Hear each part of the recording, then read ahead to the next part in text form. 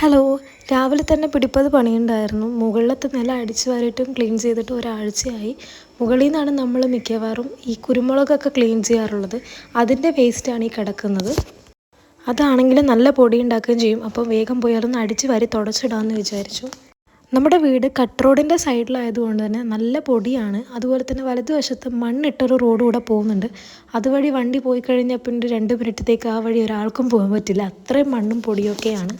അതൊക്കെ വേഗം അടിച്ചു വാരി തുടച്ചിട്ടു. എന്നിട്ട് താഴെ വന്നിട്ട് അടുപ്പത്ത് കുടിക്കാനുള്ള വെള്ളം ദാഹശമനിയൊക്കെ ഇട്ട് വെക്കുകയാണ്. ആ പുറകിൽ കാണുന്ന ചിരട്ടയൊക്കെ നമ്മൾ അടുത്ത് ഹലുവ ഉണ്ടാക്കുന്ന വീടുണ്ട്, അവിടെ കൊണ്ടുപോയി കൊടുക്കാനുള്ളതാണ്. ഇപ്പോൾ വീഡിയോ എഡിറ്റ് ചെയ്യുമ്പോഴാണ് ആ ഒരു കാര്യം തന്നെ ഞാൻ ശ്രദ്ധിക്കുന്നത്. പിന്നെ ഇതാ ഉച്ചയ്ക്ക് നല്ല ചോറൊക്കെ കഴിച്ചു, കുറച്ച് റെസ്റ്റ് എടുത്തു. അത് കഴിഞ്ഞ് എനിക്ക് ക്ലാസ് ഉണ്ടായിരുന്നു. പിന്നെ അടിച്ചു വാരലും ഫ്രഷ് ആവലും കാര്യങ്ങളൊക്കെ ആയി സമയം പോയത് അറിഞ്ഞതേയില്ല. രാത്രി ഞാൻ ഈ ഒരു ബ്രെഡാണ് കഴിച്ചത്. ചോറ് എല്ലാവർക്കും തികഞ്ഞില്ല. പിന്നെ എനിക്ക് ഒരാൾക്ക് വേണ്ടി മാത്രം ചോറ് വയ്ക്കാനും ഭയങ്കര മടിയാണ്. അപ്പോൾ ബ്രെഡ് കണ്ടപ്പോൾ അത് തന്നെ മതിയെന്ന് വിചാരിച്ചു. കുറച്ച് കഴിയുമ്പോഴേക്കും എന്താ അമ്മ എത്തിയിട്ടുണ്ട്. അമ്മ ഇന്ന് നോമ്പെടുത്തിട്ടുണ്ടായിരുന്നു. എനിക്ക് പീരീഡ്സ് ആയതുകൊണ്ട് ഞാൻ എടുത്തിട്ടില്ല. നോമ്പ് തുറക്കാനായിട്ട് അവിടെ നിന്ന് കിറ്റ് കൊടുത്തു വിടാറുണ്ട്. ബാക്കി എല്ലാവരും അവിടെ ഇരുന്ന് കഴിക്കും. അമ്മ വീട്ടിലോട്ട് കൊണ്ടുവരും. അവിടെ ഇരുന്ന് കഴിച്ച് വരുമ്പോഴേക്കും ഒത്തിരി ലേറ്റാവും.